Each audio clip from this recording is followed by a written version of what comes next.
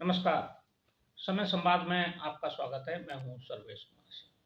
उपचुनाव उत्तर प्रदेश में हालांकि आगे बढ़ गए हैं। अब 13 की बजाय 20 तारीख को 20 नवंबर को सभी 9 विधानसभा सीटों पर मतदान हो। इसके साथ ही जब चुनाव की तारीख बदली है तो राजनीतिक दलों ने भी अपनी रणनीति बदली है, या कहें कि अपनी रणनीति को नए सिरे से धार देने की कोशिश की। इसमें भारतीय जनता पार्टी, समाजवादी पार्टी, कांग्रेस, हालांकि कांग्रेस का कोई प्रत्याशी नहीं है, लेकिन वो समाजवादी पार्टी के प्रत्याशियों का प्रचार करेंगे, और बहुजन समाज पार्टी। सबसे खास बात है बहुजन समाज पार्टी की रणनीति में बदलाव। आज हम इसी पर चर्चा करेंगे कि बहुजन समाज पार्टी ने कैसे अपनी रणनीति बदली है और क्यों बदली है। आज के सभी समाचार पत्रों में एक खबर है कि बहुजन समाज पार्टी की नेता बहन मायावती जी ने अपने स्टार प्रचारकों की सूची जारी की है। ये सूची उपचुनाव के मद्देनजर जारी की गई है। 40 स्टार प्रचारक उन्होंने घोषित किए हैं, स्वयं के समेत, यानी कि मायावती जी और उसके अलावा 39 और। ये नेता है जो पूरे उत्तर प्रदेश के 9 उपचुनावों में स्टार प्रचारक के रूप में बहुजन समाज पार्टी का प्रचार करेंगे। ये एक सामान्य प्रक्रिया है, लेकिन बदलाव क्या है, रणनीति कैसे बदली है, इसमें इस विषय पर चर्चा करेंगे। दरअसल बहुजन समाज पार्टी पिछले कई चुनाव से 2019 के बाद, 2019 के चुनाव में तो उसका परफॉर्मेंस लगभग ठीक था, जो समाजवादी पार्टी के साथ मिलकर लोकसभा चुनाव लड़ी थी, लेकिन उसके बाद 2022 में उसे बहुत अच्छी सफलता नहीं मिली। और 2000 अच्छी सफलता क्या मिली, एक ही विधायक उनका जीत पाया, और 2024 के लोकसभा चुनाव में भी उनको कोई सफलता हासिल नहीं हुई। इसके बाद मायावती जी ने अपनी पूरी रणनीति का रिव्यू किया है और उन्होंने ये पाया है कि उनका जो वोट बैंक है उसमें लगातार कमी आई। कमी आने की वजह क्या है, इस पर भी विचार किया होगा। उसके बाद ही रणनीति में नए सिरे से धार दी जा रही है। मायावती जी एक बार फिर अपनी रणनीति की समीक्षा करने के बाद, वो खुद ही समीक्षा करती हैं, खुद ही रणनीति बनाती हैं और खुद ही लागू भी करती हैं, वो इस निष्कर्ष पर पहुंची हैं, ऐसा लगता है कि जो सामाजिक समीकरण या सोशल इंजीनियरिंग का फार्मूला उन्होंने 2007 के चुनाव में अपनाया था, या उससे पहले जो रणनीति बनाई थी, उससे उन्हें उल्लेखनीय सफलता मिली थी। 2007 के विधानसभा चुनाव में उन्होंने पूर्ण बहुमत की सरकार बनाई थी। इसका मतलब यह है कि उस समय की जो रणनीति थी वही कारगर रणनीति थी। तो उस समय की रणनीति क्या थी? उस समय रणनीति ये थी कि बहन मायावती जी ने अपना जो उनका बेस वोट है, दलित वोट, अनुसूचित जातियों का वोट, उसके साथ बड़ी संख्या में ओबीसी वोट को भी जोड़ा था। और न केवल ओबीसी को जोड़ा, लेकिन उन्होंने जो सवर्ण वोट है उसमें भी विभाजन करके महत्वपूर्ण वोट बैंक ब्राह्मण वोट को अपने साथ जोड़ लिया था, और ब्राह्मणों का एक बड़ा समर्थन उनको मिला।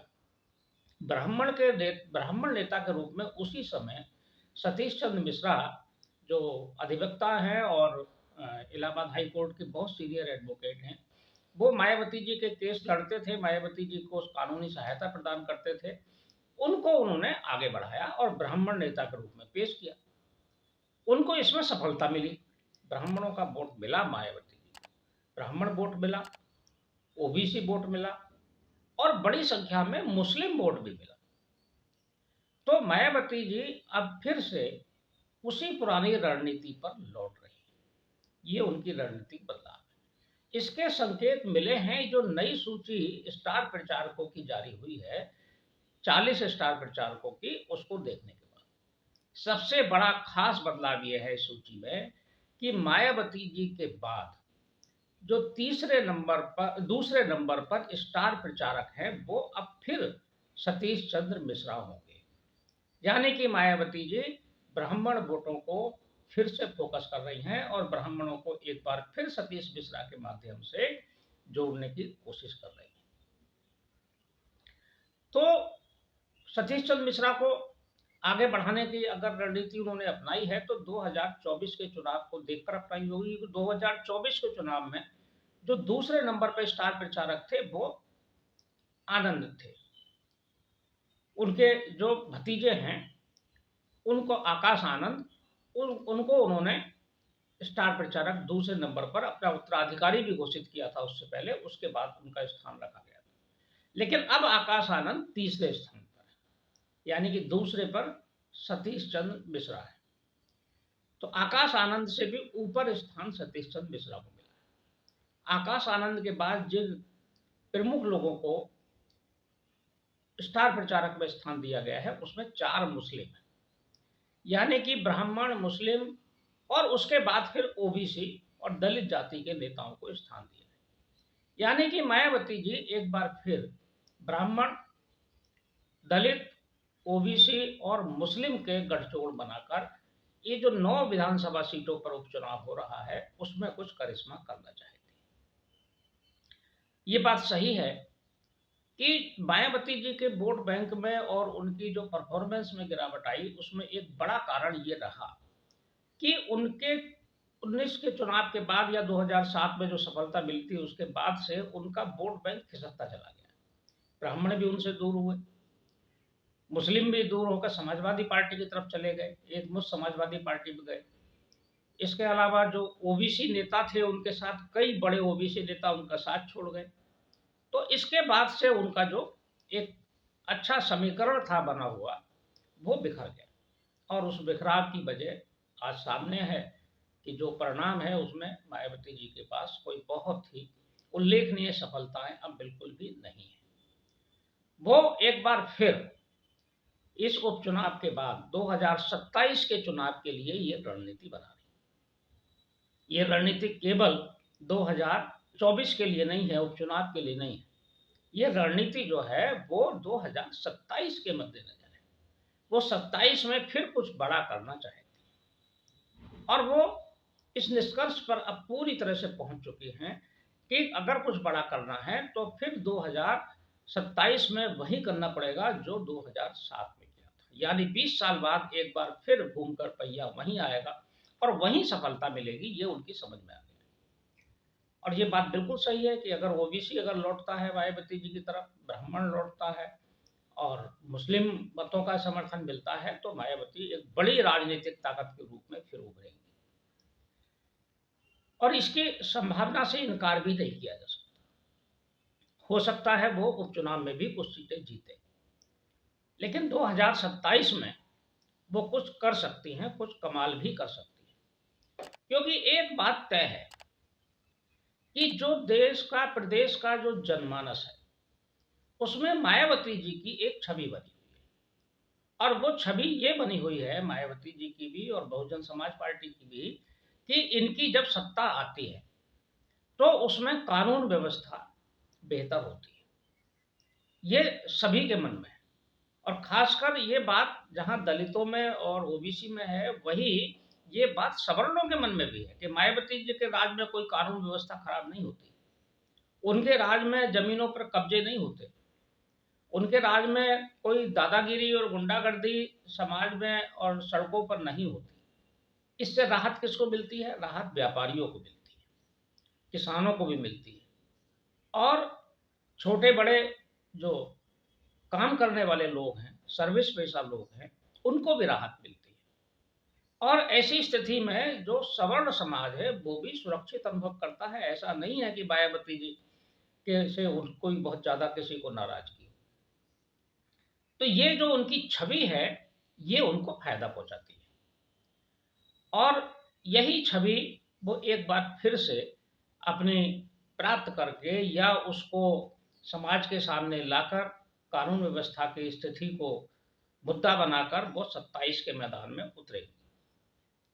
ये सबसे बड़ा उदाहरण है कि मायावती जी की जब सरकार थी 2007 से 2012 के बीच, तो एक बहुत बड़ा उत्तर प्रदेश में एक निर्णय हुआ था इलाहाबाद हाई कोर्ट की लखनऊ बेंच की तरफ से।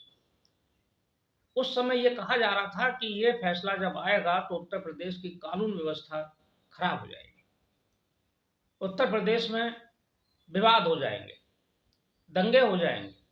लेकिन ऐसा कुछ नहीं हुआ। ये घटनाक्रम था 30 सितंबर 2010 का, जब इलाहाबाद हाई कोर्ट की लखनऊ बेंच ने श्री राम जन्मभूमि बाबरी मस्जिद विवाद में अपना फैसला सुनाया था।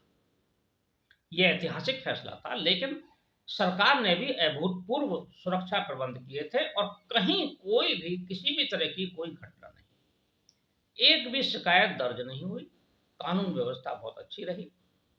तो मायावती जी की जो बदली हुई रणनीति है, अब उससे अगर किसी को परेशानी हो सकती है तो वो हो सकती है इन दोनों गठबंधनों को, जिसमें इंडिया गठबंधन भी शामिल है और एनडीए का गठबंधन भी शामिल है।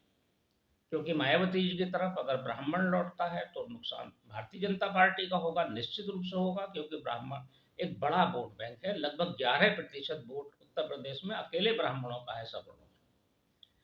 उसके अलावा अगर वो मुस्लिम वोट बैंक को अपने साथ जोड़ पाती हैं तो बड़ा नुकसान समाजवादी पार्टी का होगा। ओबीसी जातियों का उनके साथ अगर वोट आएगा तो उसमें दोनों को ही नुकसान है, क्योंकि ओबीसी भारतीय जनता पार्टी के साथ भी हैं और समाजवादी पार्टी के साथ भी। तो मायावती संभवतः ऐसा लगता है कि 2027 के चुनाव में और उससे पहले उत्तर प्रदेश के विधानसभा चुनाव में एक तीसरी ताकत के रूप में निश्चित रूप से उभरेगी। उनका दृष्टिकोण बहुत स्पष्ट रहता है। वो राष्ट्रीय मुद्दों पर और राष्ट्रहित के मुद्दों पर एकदम राष्ट्रीय दृष्टिकोण अपनाती हैं। जरूरत पड़ती है तो वो केंद्र सरकार का समर्थन भी करती हैं, लेकिन सामाजिक मुद्दों पर, कानून व्यवस्था पर और राज्य की राजनीति पर, अर्थनीति पर भी अपना स्पष्ट राय वो व्यक्त करती हैं। बेबाकी से अपनी बात कहती हैं, इसमें कोई दो राय नहीं। उनके यहाँ लाग लपेट की कोई बात नहीं। वो हित और अहित राजनीति का नहीं देखती हैं, राष्ट्रीय हित को सर्वोपरि मानती हैं।